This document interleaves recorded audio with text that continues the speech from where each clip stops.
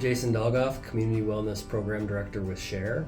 I manage the WHAT shelter, which is the women's shelter, and the WHO shelter, which is the winter hospitality overflow shelter.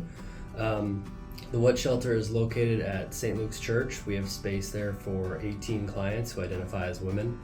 Generally, they are about 45 or older, lately trending a little bit more towards 55. Most of our clients with some form of a disability, either physical or mental. We have an engagement specialist on site who works with the clients on accessing benefits, getting connected to other resources, some case management duties as well as connecting to transportation, physical mental health services, and that kind of thing.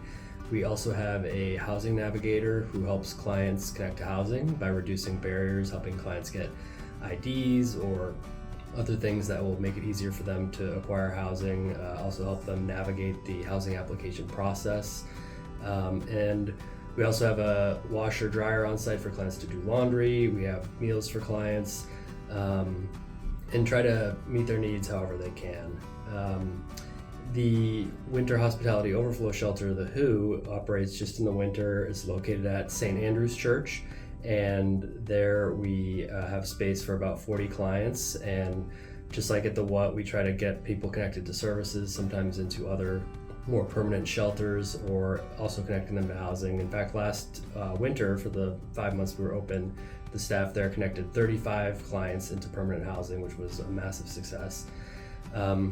Just to share a client success story, we had one client who was at the WHO, and then in January moved to the WHAT shelter, and she was very hesitant about moving to the shelter. She had had some bad experiences at other shelters and other places previously, but after a couple months there, she stabilized a little bit, got into more of a routine, started connecting with other clients and staff members.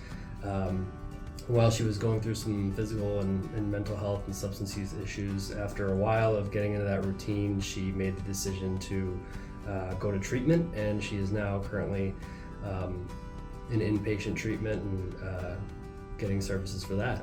So we're happy and proud of the team that we have there at the WHAT and at the WHO. Thank you. Hi, I'm NICKY Ferguson. I'm the Program Director for Family Pathway Shelters. That is Share Orchards Inn and Valley Homestead. At each shelter, there's 14 family rooms and 2 respite rooms. We currently are full. We stay at capacity.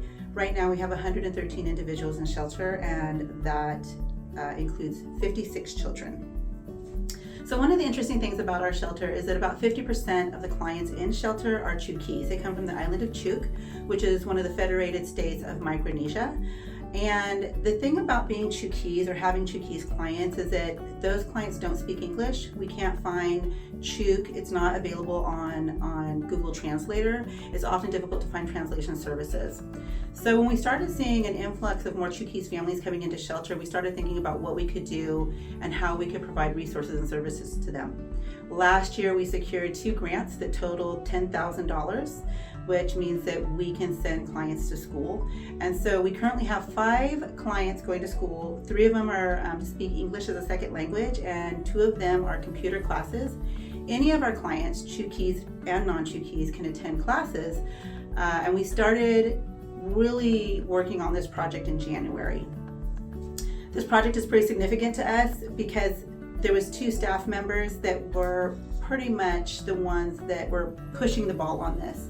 And it was really difficult to sign up for Clark Community College. It took about 3 months for us to figure out the process.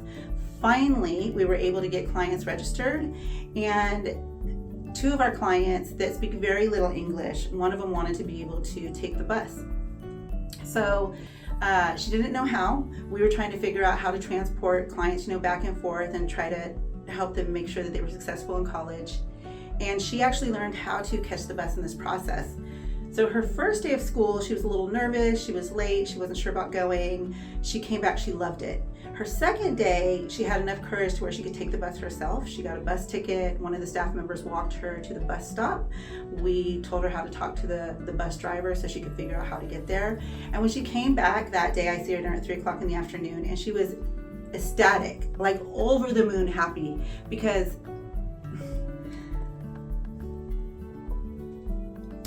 she could She was over the moon happy because now she had she learned how to do another thing. She could get around Clark County and be able to take the bus and get to different spots so that she could provide what her family needs, and so that maybe she could access a job or just be able to have transportation. But being able to take the bus is something that has to be learned, and if you don't speak English, it's really, really challenging to overcome that barrier. My name's Jenny Walker. I'm the program director for the Share House, which is our men's shelter. We are low barrier, which means that many of our clients come to us in active addiction and with some mental health issues. We support them and meet them where they're at as soon as they come through our door. We house 53 clients and a respite room, which is funded by Peace Health, so 54 beds total. When clients come to us, we meet them where they're at. We like to greet them and have them sign an ROI, give them the toiletries that they might need that they haven't had in a long time, give them a hot shower and wash their belongings, and then we start the intake process. Once a client does the intake, then they meet with a housing navigator, which is assigned to them throughout their stay. They get to know them, they see what the client needs, whether it's a social security card, a driver's license. We make sure that they have access to medical benefits and food benefits, so that they can access that while they're in shelter, and we can help them with their needs. We also support clients in gaining employment, so we help with resume building and driving them to interviews and supporting them through that process. We have several clients right now that are full-time employees. Many are working overtime, so we're very excited and proud of that. We also support clients in their housing. That's one of our main goals, is what is needed to get them to housing. So we look at rental history and support them through that process in putting them in rent well classes and guiding them through that process. It's really exciting when clients come to me and to our other staff members when they're excited about a job that they just got that we maybe have helped them prep for, helped them apply for, and driven them to their interview. On a regular basis, clients are meeting their goals, obtaining social security cards, and they just get so excited, and it's just really fulfilling to see them get to the next step. When we do finally house somebody, we make sure that they are set up, and we will go with them, an engagement specialist or myself will go make sure that they feel comfortable, they know where the bus access is, where the closest grocery store is if they're walking, and we make sure that they're set up for success with all of the basic needs that they need for their apartment. And that could be a bed, a can opener, shower curtain, to make them really proud of that. And we've had great success with that, and they're very excited when they get housed. Hi, I'm Kevin Leffler, the Program Director of Lincoln Place. Lincoln Place is a 30-unit permanent supportive housing program. It's site-based, meaning case management and other supports are available on site, and the building is staffed 24/7. Residents are referred through the Council for the Homeless, with at least 23 of the units reserved for households exiting homelessness, and the other 7 units being made available to households needing different types of supports than available to them in their current housing programs. Lincoln Place endorses a housing-first approach, with households being prioritized based on their level of vulnerability. We know that the solution to homelessness is in housing, and that the lack of a permanent home is not the only challenge facing most unhoused people, but it is one difficulty that they all have in common. There can be a common misperception that housing first means housing only, but at Lincoln Place we strive to provide a robust array of services and to provide them in a way that invites participation, is strengths-based, is individualized, and rooted in residents' interests, values, and goals. We strive to not only support residents in meeting basic needs, but also accessing physical, mental, and behavioral health supports, caregiving services, understanding their leases and how to be a good tenant and neighbor, increased access to recreational opportunities and social engagement, and many other supports. We're also looking to increase the sense of community for our residents. This includes working with residents to decorate the building and to celebrate a variety of holidays and occasions, striving toward more inclusive practices, for example, celebrating Juneteenth and Pride. We are also looking to expand activities that residents have access to and opportunities to provide feedback. Some activities we have planned include an art activities night, a karaoke night, and a talk about it night in which residents share ideas and input while having tacos. We've talked about ways in which our residents might be able to take on leadership roles, for example, in assisting one another in accessing hot meals and resident councils in which they might plan activities and meet with staff to amplify resident input. In wrapping up, I'll share feedback a resident shared with me yesterday. She shared feeling safe at Lincoln Place, having her own apartment she can come home to every night, a safe place for her belongings, including needed medications, and the importance of this in addressing basic needs and improving her health. But she also spoke of her apartment at Lincoln Place as a place she can invite friends to, having been able to adopt a puppy, and having a renewed sense of community and this being restorative for her. Thank you. Hi, I'm Amy Reynolds. I'm the Deputy Director for SHARE, and I wanted to share with you about our Affordable Housing and Stability Program. We've had this program since 2000, and initially it was so small, we served 10 households. Big impact for them, small impact for the community.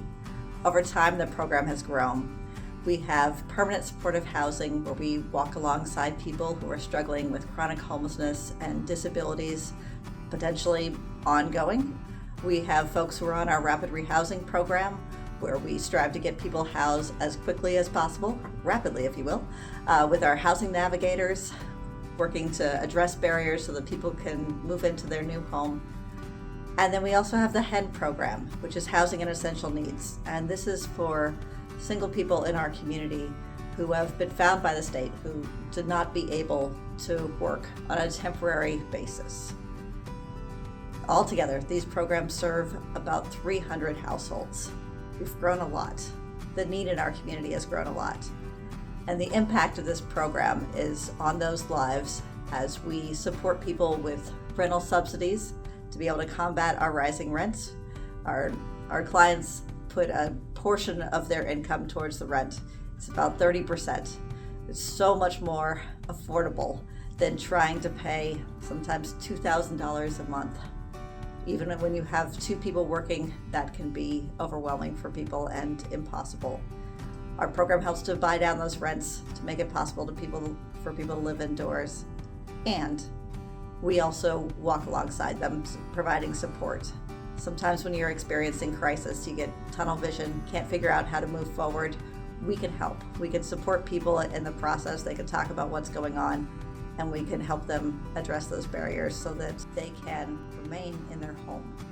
Our whole goal is to make our community home.